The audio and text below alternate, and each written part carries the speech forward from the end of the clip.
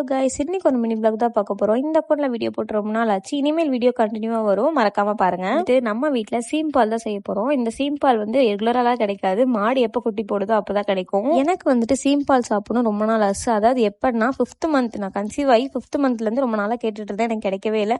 But தம்பி வந்ததுக்கு அப்புறம் தான் கிடைக்கணும்னு இருக்கோம் என்னமோ. நாங்க சீம் பால் இப்படிதான் செய்வோம். ஃபர்ஸ்ட் சக்கரை தேவையான அளவுக்கு போட்டுக்கோங்க. அதுக்கப்புறம் சுக்கு மிளகெல்லாம் இடிச்சு தான் போடுவோம். அதே மாதிரி சுக்கு மிளகும் நல்லா அரைச்சி இடிச்சு போட்டுக்கிட்டோம். போட்டு செஞ்சா டேஸ்ட் இருக்குமோ இல்லையோ, சுக்கு மிளகு போட்டு செஞ்சீங்கன்னா அது ஒரு தண்ணி டேஸ்டா இருக்கும். அதுக்கப்புறமா இன்னொரு கிண்ணத்துல மாத்திக்கிட்டோம். இதை நம்ம சிம்பிளா குக்கர்லயே வைக்கலாம். நம்ம வீட்டுல பெரிய குக்கர் இல்லாதங்காட்டி நாங்க இந்த மாதிரி சிம்பிளா வச்சுக்கிட்டோம். பெரிய குக்கர் இருந்தா வேலை ஈஸியா முடிஞ்சிடும். 20 மினிட்ஸ்ல நல்லா வெந்துடும். ஆனா இந்த இட்லி குண்டா வச்சு விடிய இதே பாக்குறதே வேலையா போச்சு. ஏன்னா மார்னிங் தான் எந்திரிச்சே சாப்பிட்டோம். ஒரு 1 hour ஆயிருக்குமா வேகருக்கு அப்படின்னு நினைச்சிருப்பீங்க. அப்படிலாம் கிடையாது. 2 hours மேலே ஆயிடுச்சு. மார்னிங் எந்திரிச்சு பிரஷ் எல்லாம் பண்ணிட்டு நாங்களும் என்ஜாய் பண்ணி சாப்பிட்டோம். நாங்க இந்த மாதிரி தான் சிம்பிள் செய்வோம். நீங்க எந்த மாதிரி செய்வீங்கன்னு சொல்லி மறக்காம கமெண்ட்ல சொல்லுங்க. இந்த மாதிரி மோர் வீடியோஸ் பார்க்க என்னோட சேனல் சப்ஸ்கிரைப் பண்ணி வச்சுக்கோங்க. Tata bye.